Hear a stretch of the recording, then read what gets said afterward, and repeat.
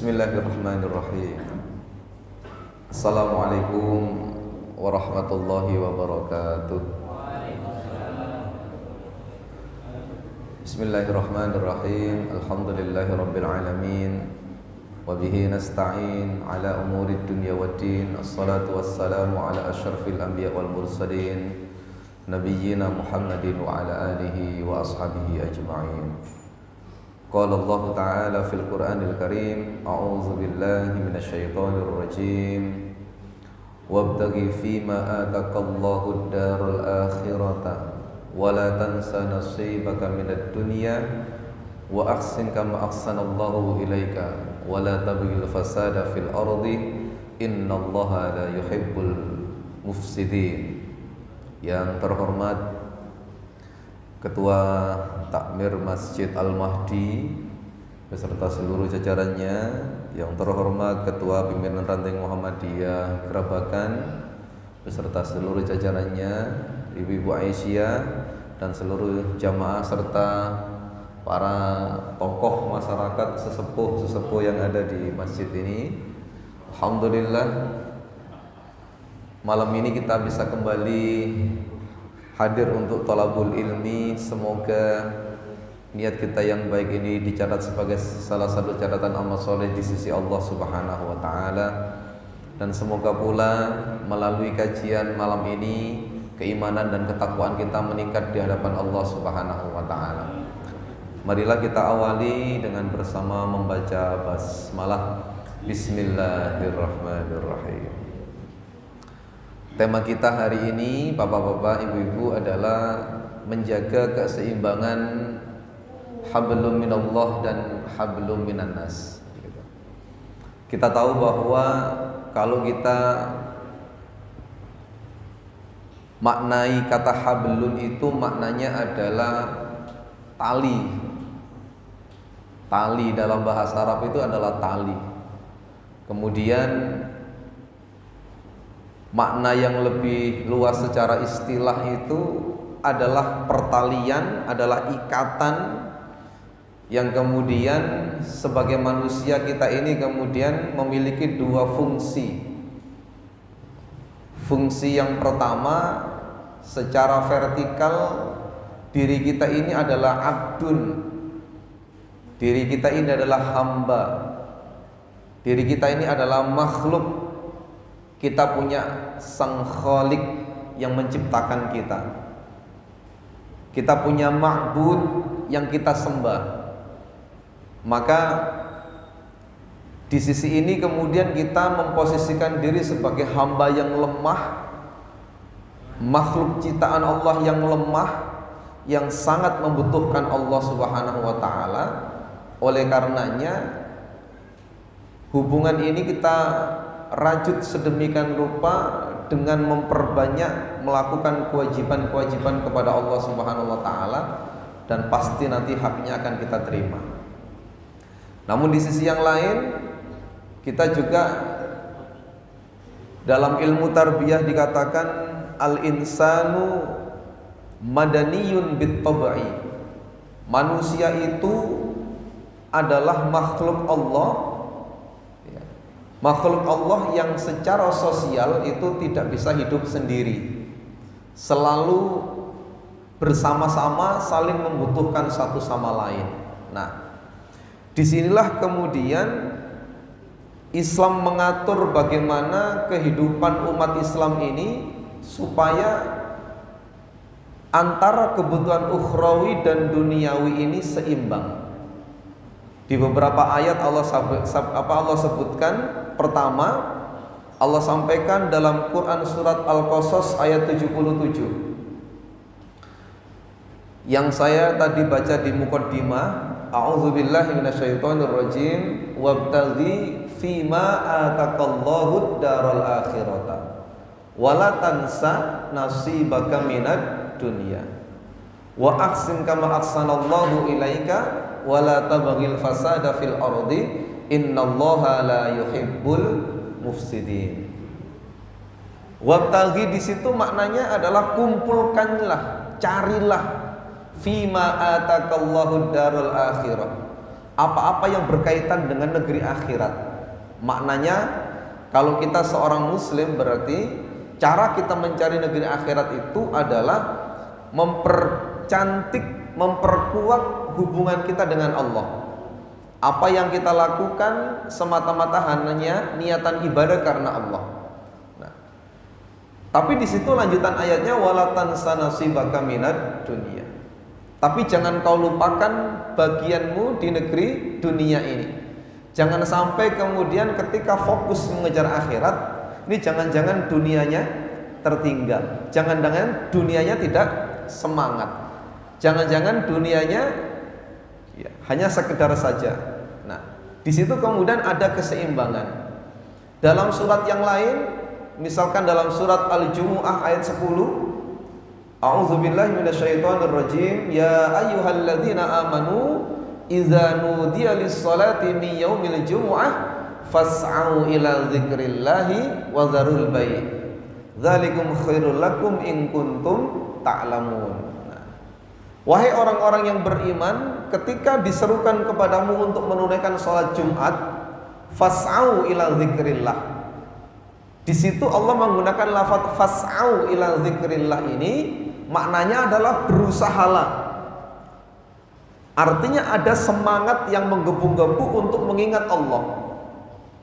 Wa dzarul bai', dan tinggalkanlah jual beli. Nah, kalau surat Al-Qasas ayat 77 tadi itu kemudian kita diminta untuk mengejar akhirat tapi tidak boleh melupakan dunia.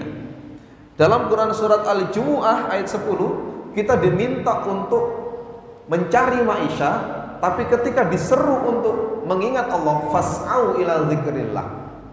Dzalikum khairul lakum in kuntum ta'lamun. Islam kemudian tidak membatasi bagaimana redaksi daripada surat Al-Jumu'ah ayat 11.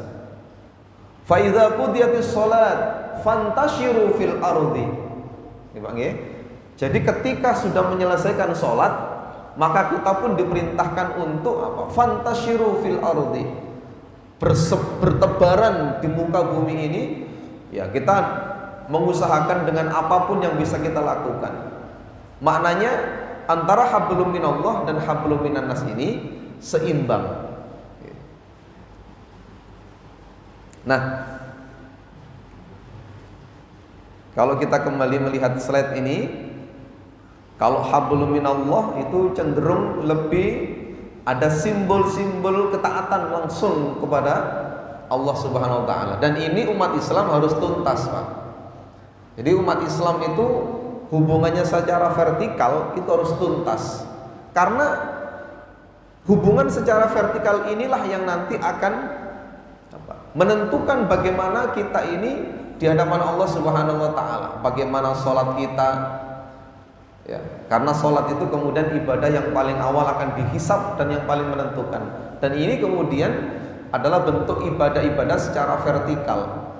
Bagaimana tilawah Quran kita. Jadi kita sholat itu bukan untuk manusia, tapi sholat itu karena Allah.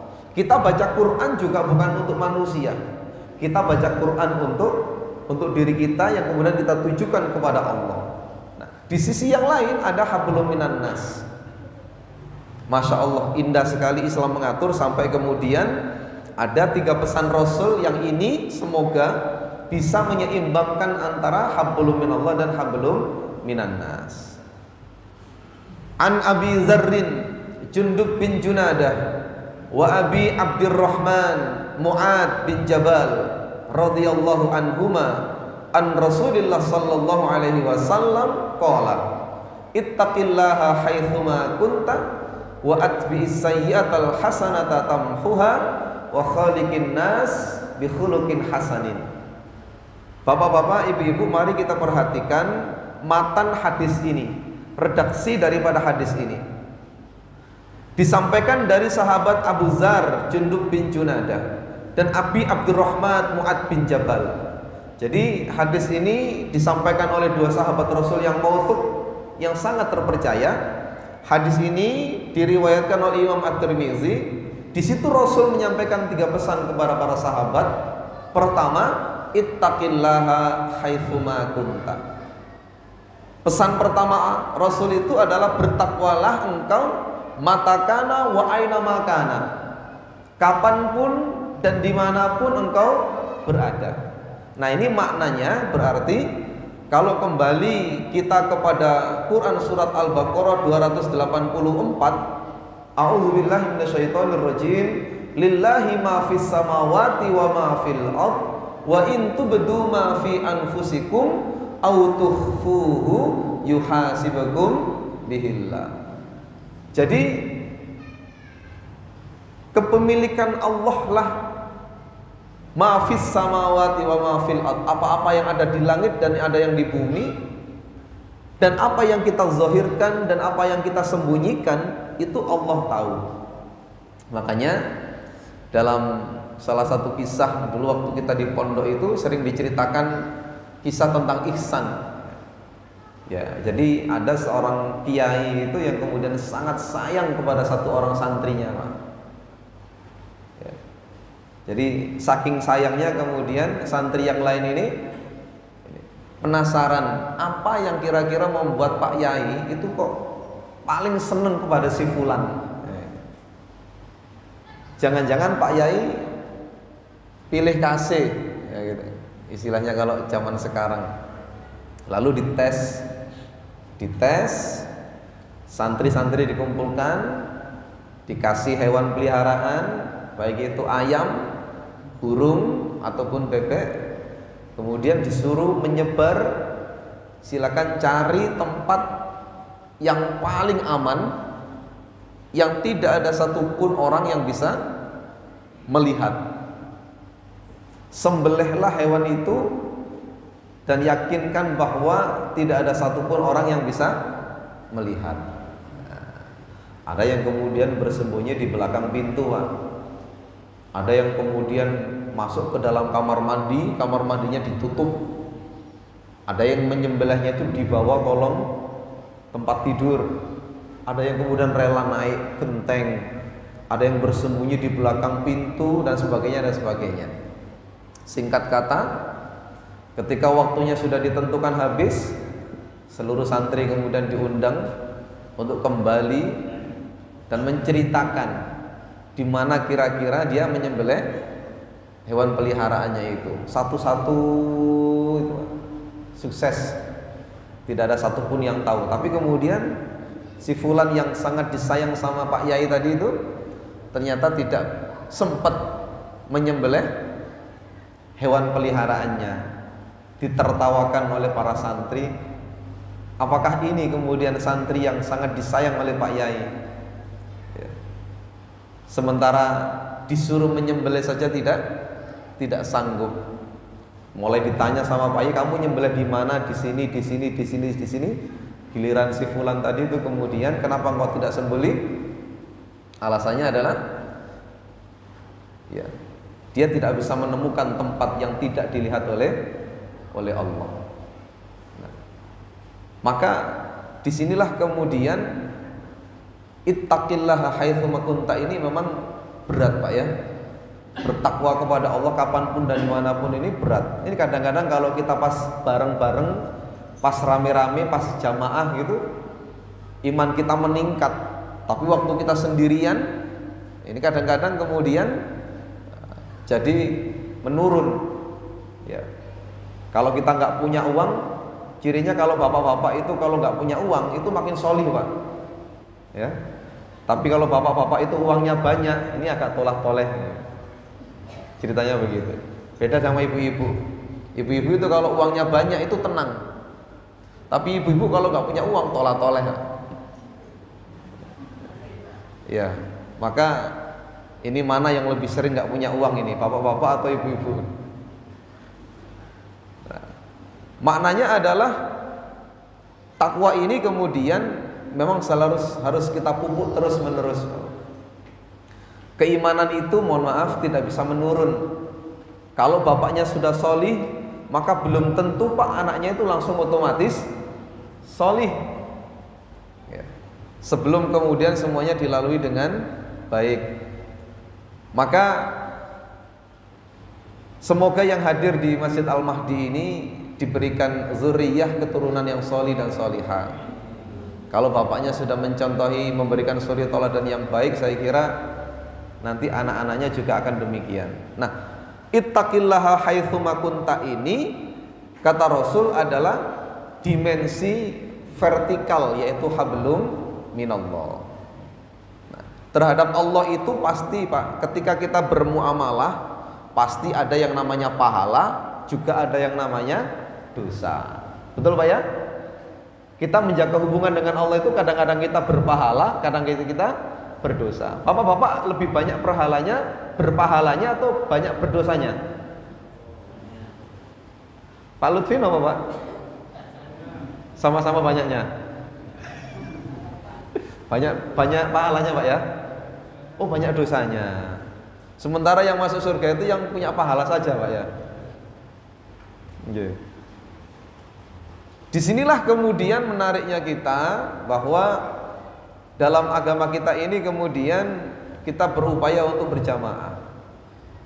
Dalam surat Al-Ankabut ayat 69 Pak ya, a'udzubillahi minasyaitonirrajim, walladzina jahadu fina lanahdiyannahum subulana wa innallaha lama'al muhsinin. Nah, di situ wa innallaha lama'al muhsinin itu maknanya, dan sungguh Allah itu selalu bersama orang-orang yang baik. Maka wong kang soleh kumpulono, orang yang baik itu menjadikan teman, itu benar Pak. Jadi kalau kemudian spektrum kita ini adalah orang-orang baik, circle kita ini orang-orang baik, maka insya Allah kita itu akan selalu dalam atmosfer kebaikan. Betul nggak Pak? Ketemu Pak Prapto, salam, assalamualaikum, assalamualaikum. Mboten tak pundi-pundi, mantun-mantun dijak teng masjid utawa gowes, ngoten nggih. Mantun gowes niku mesti sarapan terus salat duha. Nah niku. Jadi circle-nya circle kebaikan. Wa atbi'is sayyi'atal hasanata tamhuha, pesan Rasul yang kedua, ikuti setiap perbuatan buruk itu dengan perbuatan baik berikutnya. Nah ini tadi, ketika kita bermuamalah dengan Allah itu kadang-kadang kita berpahala, kadang-kadang kita berdosa. Terhadap dosa-dosa yang kita kerjakan, ini kita di penghujung akhir tahun 2024 Pak ya. Ini tak terasa waktu berjalan sangat cepat. Nggak mungkin kita semakin muda, yang ada kita semakin tua. Sepakat Pak? Ada yang makin lama makin muda? Oke, Pak Dhani mungkin nggih. Secara face mungkin iya, tapi secara hitungan usia itu pasti semakin lama semakin tua. Yang awet muda itu Pak Dirno, nggih. Kali apa marhaban niki, nggih. Awet muda. Jadi terus gitu, terus bermuamalah. Nah, kita di sini maknanya adalah kita diminta untuk punya semangat yang tinggi untuk selalu berbuat baik untuk menutupi keburukan-keburukan yang kita kerjakan. Bapak-bapak, ibu-ibu, mohon maaf, kita bukan malaikat. Malaikat itu la ya'sunallaha ma amarahum wa yaf'aluna ma yu'marun. Surat At-Tahrim ayat 6 itu. Jadi sifatnya malaikat itu la ya'sunallah, tidak pernah bermaksiat kepada Allah. Enten tiyang peruntas sing mboten nate maksiat mriki? Halo? Pak Edi, mboten nate maksiat? Nggih, mesti enten nggih. Wa yaf'aluna ma yu'marun. Dan malaikat itu kemudian selalu mengerjakan apa yang diperintahkan Allah kepadanya. Ada malaikat, lawannya tentu iblis. Nah, iblis ini kebalikannya. Iblis ini kebalikannya. Diperintah malah tidak mau, dilarang malah mengerjakan. Manusia itu makhluk pertengahan, Pak. Manusia itu makhluk pertengahan antara malaikat dan iblis. Kita ini di tengah-tengah sini. Jadi kita di tengah-tengah. Kadang-kadang keseret sama malaikat, kadang-kadang keseret sama iblis. Lebih sering keseret kemana, Pak? Halo? Lebih sering keseret kemana jenengan? Pundi? Nah, sing semerap jenengan ki ambek nggih? Nggih, dirasakaken mawon. Ini lebih sering keseret kemana? Lebih sering keseret kemana?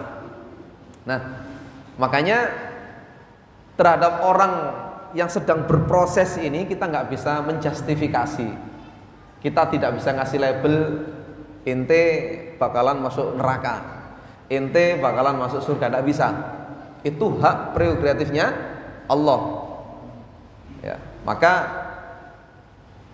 sebaik-baik amalan itu yang bi khawatimiha, yang terakhir. Makanya kita berdoa kepada Allah semoga husnul khotimah. Ngoten nggih Pak nggih?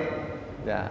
Tapi husnul khotimah itu tidak bisa ujuk-ujuk, ada proses yang cukup panjang. Nah, yang jelas kita diminta untuk bersemangat, berfastabiqul khairat.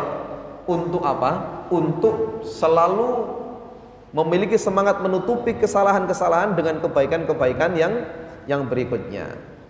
Nah, pesan Rasul yang ketiga, wa khaliqin nas bi khuluqin hasanin. Nah, ini dimensi horizontal, hablum minan nas. Dan berakhlaklah kepada manusia itu dengan sebaik-baik akhlak. Nah, Bapak-bapak, ini saya kira ini opsi yang bisa kita ambil dalam rangka untuk memperbaiki hubungan kita dengan Allah. Pertama tentu sholat. Nah, sholat itu menjadi dimensi ibadah utama dan paling utama. Sholat juga ibadah yang tidak bisa digantikan, tidak bisa diwakilkan, dan tidak bisa ditinggalkan apapun kondisinya. Sepakat Pak ya? Sakit tidak bisa sholat sambil berdiri, sholatnya sambil duduk. Duduk pun tidak bisa, ada keringanan berbaring kayak gitu. Kita mau safar, katanya terburu-buru waktunya, di situ ada sholat jamak, sudah dijamak dikosor juga. Asar dan duhur dikumpulkan, bebas mau pilih yang di depan atau pilih yang di belakang. Maghrib sama isya juga bebas, mau dipilih di depan atau dipilih di belakang. Itu Allah memudahkan seperti itu. Maknanya sholat tidak bisa ditinggalkan, tidak boleh diwakilkan. Makanya kalau ada guyonan, mau kemana sholat? Aku nitip. Dulu anak-anak pondok itu nitip temannya sholat. Itu bukan nitip sholatnya, tapi nitip tanda tangannya. Ya, dulu kan ada tanda tangan, sholat duhur itu di absen tanda tangan. Nah, itu boleh dititipkan, tapi sholatnya tetap harus sholat sendiri. Kemudian puasa Pak, sebentar lagi kita mau puasa. Saya kira puasa ini juga dimensi kita dengan Allah, ya Pak ya. Jadi ada yang puasanya itu setahun sekali ya, yaitu puasa Ramadan. Ada yang kemudian ditambah dengan puasa sunnah. Ini kalau saya lihat sepintas wajah bapak-bapak ini juga wajah-wajah puasa sunnah, betul nggih? Mulai dari selatan sampai utara ini ibu-ibu juga wajah-wajah puasa sunnah. Nggih. Puasa sunnah yang ada, yang masru' Senin dan Kamis. Niatnya Senin puasa, Kak Sito Kamis Kak Sito bisa Senin, terus Kamis tower semua Kak Sito terus. Enten sing mriki mboten Sito terus gak poso-poso. Atau ayamul bid ya. 3 hari berturut-turut pada bulan-bulan Hijriyah 13, 14, 15. Atau yang masuk yang lain boleh puasa Syawal, Pak ya. Nanti setelah Ramadan selesai ditambah 6 hari di bulan Syawal. Ini kalau berat Pak. Karena puasa Syawal itu kata Rasul, man shoma Ramadan tsumma atba'ahu sittan min Syawal kana kasyamid dahr. Barang siapa yang berpuasa di bulan Ramadan lalu ditambah 6 hari di bulan Syawal, sesungguhnya bulan Syawal yang dilaksanakan 6 hari itu seperti berpuasa sepanjang tahun. Masya Allah. Berat Pak, godaannya ku konggoan, nggih Pak nggih. Godaannya semprit. Sani mboten enten nggih Pak nggih. Nggih jeli ajenge poso enten tamu, nah ngoten niku. Biasane sing saged puasa Syawal niku sing pun sepuh. Sebabnya sing nem-nem tasik riwariwi mriko-mriko biasanya Pak.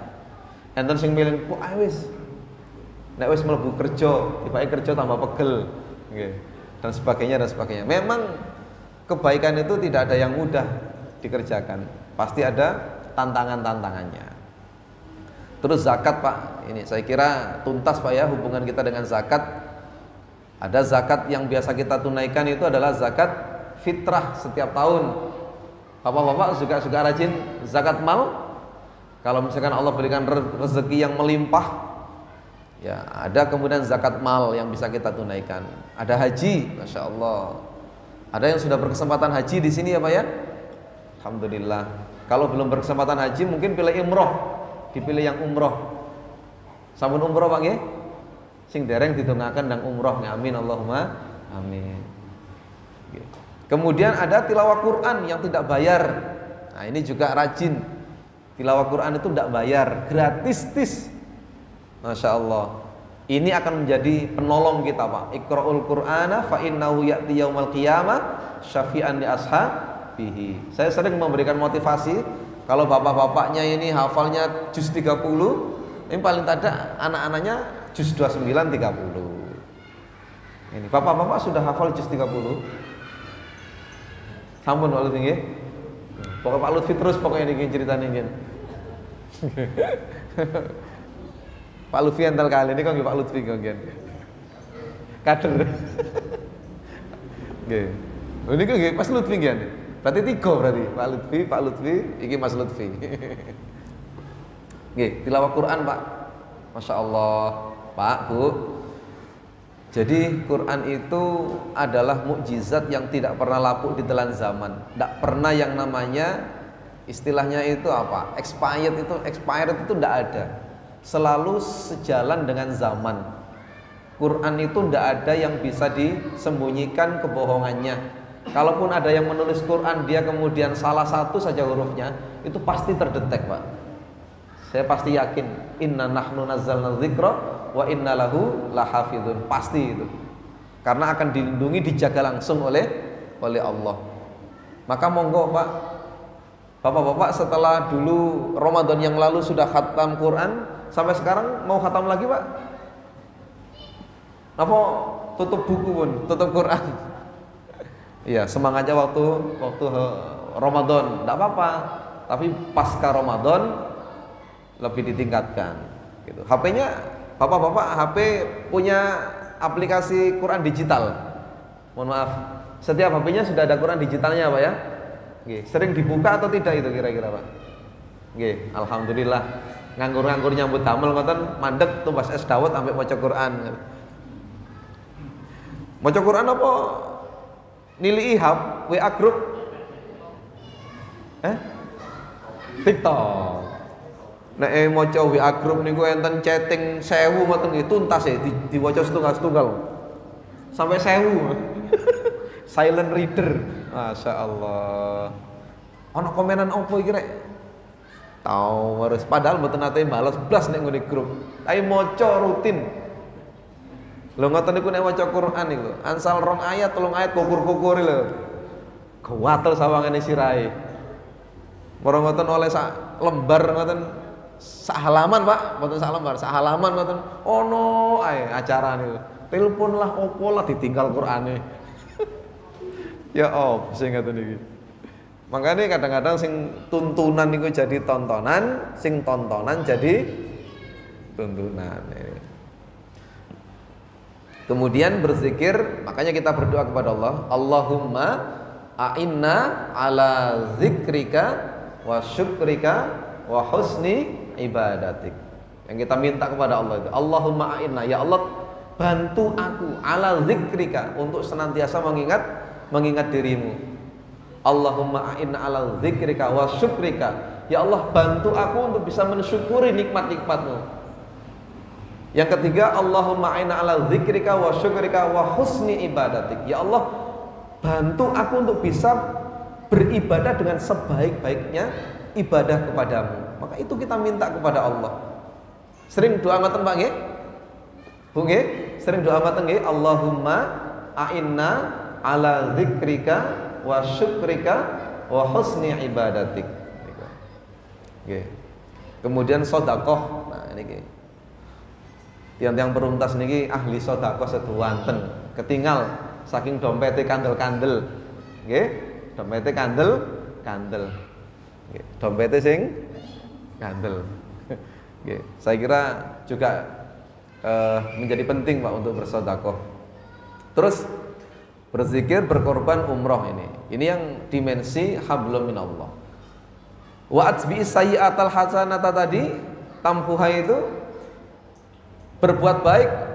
Ya, saya kira di era zaman sekarang ini menolong orang itu juga agak berat Pak ya. Tapi kalau kemudian kita bisa membantu orang lain yang dalam kondisi membutuhkan, insya Allah Allah akan senantiasa membantu kita. Wallahu fi aunil abdi maka nal abdu fi auni akhihi. Allah itu akan selalu ada membantu hambanya selagi hambanya mau menolong saudara-saudaranya. Nah, dengan bantuan sekecil apapun yang bisa kita lakukan. Nah, kadang-kadang satu porsi nasi Pak, mohon maaf, satu porsi nasi bagi kita itu biasa Pak ya, karena mungkin kita bisa membeli bukan hanya satu porsi, tapi banyak porsi. Tapi bagi orang yang betul-betul nggak makan, saya kira satu porsi nasi itu akan menjadi sangat istimewa. Makanya ada satu hadis itu ya, la tahqiranna minal ma'rufi syai'an walau antal akhaka biwajhin talqin. Jangan kau pernah menghina satu kebaikan sedikit pun, gitu ya. La tahqiranna minal ma'rufi syai'an. Jangan kau pernah menghina satu kebaikan sedikit pun walau antal akhaka biwajhin talqin. Ya, meskipun engkau ya, kemudian bertemu dengan saudaramu dan kau lemparkan senyuman kepada saudara-saudaramu. Jadi seperti itu. Ya. Kemudian menghargai sesama ini menjadi penting juga Pak. Jadi kita sangat dihindarkan oleh Allah untuk menjauhi apa? Sifat takabur. Ya. Rasul mengatakan al-kibru ya. Al-kibru batarul haq wa ghamtun nas. Yang dinyamakan sombong itu adalah menolak kebenaran dan meremehkan manusia. Nah, ini semoga dengan apa yang sudah Allah titipkan kepada kita, ini kita menjadi orang-orang yang tawadhu ya. Menjadi orang-orang yang tawadhu, yang rendah hati. Kita berlindung Allah kepada Allah, semoga tidak menjadi orang yang tinggi hati. Nah, kalau kemudian kita ini suka menghargai orang, maka dalam posisi apapun nantinya, ketika itu posisinya sudah terbalik, kita akan tetap dihargai oleh orang lain. Pada saat posisi kita tinggi, kalau kita nggak bisa menghargai orang, suatu ketika posisi kita ini di bawah, maka pada saat orang lain yang kita rendahkan tadi di atas, wah habis kita Pak. Tapi kalau misalkan kita menghargai orang, maka insya Allah itu akan selalu dijaga oleh Allah Subhanahu wa Ta'ala. Lalu bertaubat, ini kita banyak bertaubat, banyak beristighfar dengan apa yang kita kerjakan. Semoga yang sudah kita lakukan, kalau itu salah, itu diampuni oleh Allah Subhanahu wa Ta'ala. Kalau pintu baik kemudian semoga diterima oleh Allah Subhanahu wa Ta'ala. Begitu. Terus silaturahim Pak, ini menjadi penting. Jadi silaturahim ini bisa memperluas rezeki dan memperpanjang umur. Ini kalau di sini kan ada budaya silaturahim pas hari raya Pak ya. Di luar hari raya seakan-akan silaturahim sudah tidak ada. Oke. Maka mari kita sambung, termasuk kalau kita punya orang tua yang sudah meninggal, punya sanak kerabat, teman yang memungkinkan untuk kita jangkau, ya kita jangkau. Jadi mengutip yang disampaikan Ustaz Ahdi Hidayat itu ya, bahwa silaturahim itu gini Pak, kalau kita buka-buka HP, kan itu mesti ada nama dari teman-teman kita ya Pak ya. Ada nama-nama teman kita itu yang sering kita hubungi. Ada yang persentase dihubunginya itu jarang Pak, dihubungi nek mentok butuh. Nek butuh duit. Maksudnya kita punya teman di Kalimantan Pak, di Samarinda. Nah, kita menghubungi beliau itu pas kita mau di Samarinda. Oh iya, saya kan punya teman di Samarinda. Nah, itu baru kita hubungi. Nah, bagaimana silaturahim itu ya? Bapak-bapak coba buka HP-nya, kemudian apa? Dari teman-teman yang lama, entah itu teman SMP, teman SMA, teman dulu waktu kecil, lalu dengan chatting Pak, chatting, tanya gimana kabarnya, terus menasehati atau saling berbuat, mengajak kepada kebaikan. Sudah apa namanya, sudah menjelang waktu Isya begitu, Ayo kita sholat dulu. Nah, itu silaturahim mengajak kebaikan begitu itu yang kemudian dinamakan silaturahim. Jadi silaturahim itu menyambung kembali hubungan dengan teman yang lama belum pernah kita hubungi, tidak kita pernah hubungi, lalu kita hubungi lagi. Nah, kita ajak kepada hal-hal yang baik. Itu namanya silaturahim. Atau kita pernah disakiti gitu.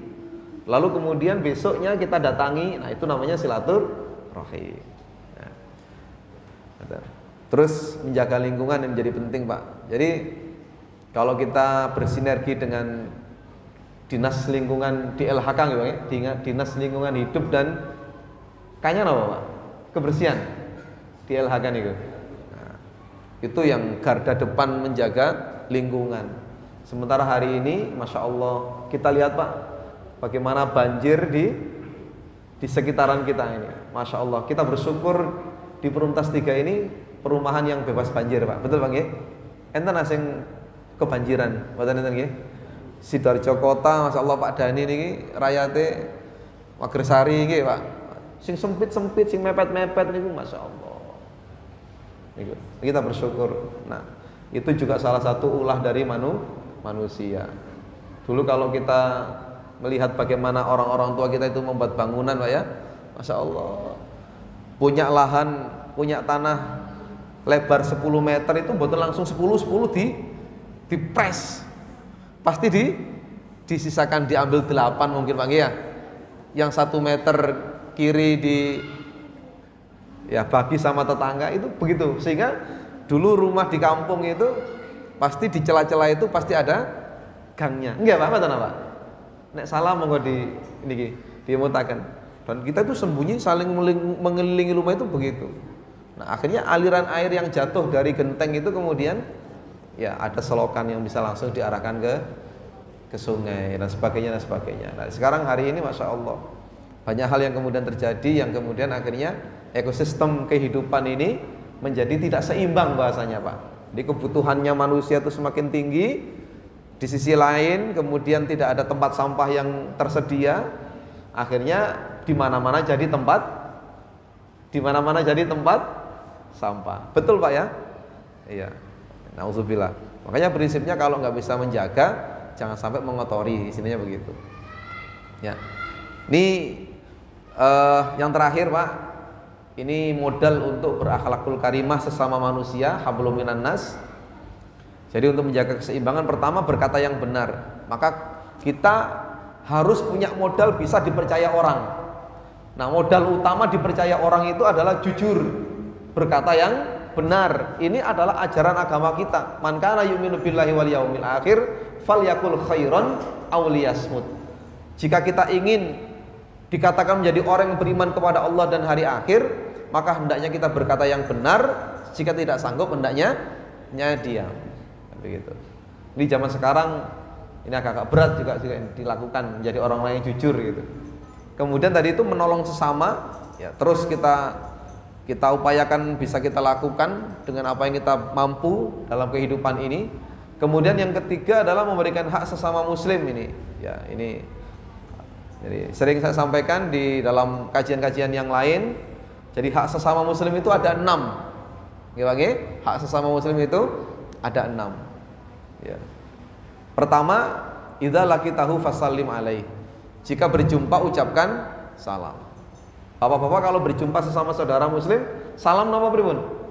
Salam nggih, alhamdulillah. Karena ada orang, Pak, sebagian orang Islam itu yang malu mengucapkan salam. Mengucapkan salam itu masih abot. Ketemu masih kadang mesem tok ngoten lho. Nggih, Pak, nggih. Mantun ngomong nggih niku mbok yo assalamualaikum ngoten lho. Nah, itu. Yang kedua, wa idza da'aka fa'ajibhu. Ini kemudian yang kedua adalah ketika diundang, mari kita hadir, Pak. Yang penting undangannya syar'i ya, Pak ya. Yang ketiga, ketika diminta untuk menasehati, wa idza stansahaha fansah lahu. Ketika diminta untuk memberikan nasihat, maka berilah nasihat yang terbaik. Sifatnya solusi, bukan provokasi. Yang keempat, ketika ada saudara kita yang sedang bersin lalu dia mengucapkan hamdalah, maka kita jawab dengan yarhamukallah. Ini juga kita amalkan, Pak. Kadang di samping kita persis saudara kita bersin, hajing ini wahing. Nah, misalnya ngoten. Apalagi dulu zaman Covid-19, Masya Allah, kalau ada orang yang bersin, langsung Covid ini, kena Covid ini, kena Covid. Kalau bisa kemudian kita ucapkan yarhamukallah. Lalu yang bersin mengucapkan yahdikumullahu wa yuslihu balakum. Ya Allah, indah sekali Islam itu. Indah sekali Islam itu. Yang keempat, yaitu yang kelima, wa idza marida fa'udhu, ketika ada yang sakit maka jenguklah. Karena orang sakit itu, Pak, kalau dijenguk itu Masya Allah rasanya itu senang. Betapa nelongso orang yang sakit itu, kalau yang sakit itu kemudian berhari-hari sakit tapi tidak ada satupun yang menjenguk, itu nelongso, Pak. Senajan rawuh beton nopo-nopo niku tapi membawa motivasi dan doa, saya kira akan menjadi baik. Kemudian yang terakhir, wa idza mata fattabi'hu, ketika ada yang meninggal maka antarkan ke liang lahat, begitu, Pak. Jadi penting. Nah, terus yang keempat adalah menjaga lisan. Dalam maqalah itu dikatakan salamatul insan fi hifdzil lisan. Keselamatan orang itu, seseorang itu tergantung bagaimana cara dia menjaga lisan. Dengan lisan, Pak, kita itu bisa menghasilkan banyak uang. Berapa banyak profesi yang mengandalkan lisan, ya Pak ya? Tapi berapa banyak orang terjerumus, bahkan bisa masuk ke dalam penjara, itu juga karena lisan. Maka lidah itu tidak bertulang, tapi dia bisa menembus apa-apa yang tidak bisa ditembus oleh jarum. Al-kalamu yanfudhu ma la tanfudhuhul ibaru. Perkataan itu bisa menembus apa-apa yang tidak bisa ditembus oleh jarum. Ya, makanya di dalam Al-Qur'an itu saking bahayanya lisan, al-fitnatu asyaddu minal qatl. Fitnah itu produknya lisan. Itu lebih kejam daripada pembunuhan. Maka kalau membunuh itu mungkin 1-2 orang meninggal, tapi kalau fitnah itu bisa satu perkampungan, satu negara itu bahkan bisa habis karena fitnah. Dan keluarga baik-baik di fitnah itu akan berdampak yang sangat panjang terhadap keluarga yang difitnah itu. Maka semoga, Pak ya, kita mampu menjadi orang-orang yang bisa menjaga lisan. Paling tidak kita ini lisannya lisanan zakiron, lisan yang senantiasa basah dengan zikrullah. Okay, dengan zikrullah. Maka dalam hadis arba'in itu ada beberapa orang an-nasan, ya, beberapa orang fuqaraul muhajirin. Jadi orang-orang yang fakir dari golongan muhajirin itu mendatangi Rasulullah. Ini sebentar. Itu kemudian mengadu, ya Rasul, bagaimana cara menandingi ibadahnya orang-orang kaya. Nah, orang kaya itu kan bersedekah, mampu dan sebagainya. Maka Rasul memberikan tuntunan di situ bahwa setiap tasbih, tahmid, takbir, tahlil itu adalah sedekah, kata Rasul. An-nahyu 'anil munkar itu juga sedekah. Wal amru bil ma'ruf itu sedekah. Maka begitu banyak produk-produk lisan yang bisa membuahkan sedekah dan pahala. Yang terakhir, menjauhi hasad, sombong, fitnah dan ghibah. Ini menjadi penting, Pak. Hasad itu, Masya Allah, hasad itu iri. Jadi perasaan yang tidak rela kalau SMS lah, Pak ya, SMS. Susah melihat orang senang, senang melihat orang ya susah, itu SMS. Jadi itu hasad. Hasad itu iyyakum wal hasada fa innal hasada ya'kulul hasanat kama ta'kulun narul hatab. Kita itu diperintahkan Rasul untuk menjauhi hasad, karena hasad akan membakar semua kebaikan yang kita kerjakan. Semua loh, Pak, tidak sedikit-sedikit. Ibarat dalam ruangan ini ada kayu bakar, Pak, ada api yang masuk, itu nggak pilih-pilih bakar kayu bakarnya. Semua yang bernama kayu bakar akan terbakar habis. Semoga sekelumit kajian singkat ini bisa memberikan pencerahan khususnya bagi yang menyampaikan dan umumnya bagi para bapak-bapak jamaah yang hadir di Masjid Al-Mahdi ini. Amin Allahumma amin. Itu yang bisa kami sampaikan, mudah-mudahan ada manfaat. Dan mari kita akhiri dengan hamdalah, alhamdulillahirabbil alamin serta kafaratul majlis. Subhanakallahumma wa bihamdika asyhadu an la ilaha illa anta astaghfiruka wa atubu ilaik. Assalamualaikum warahmatullahi wabarakatuh.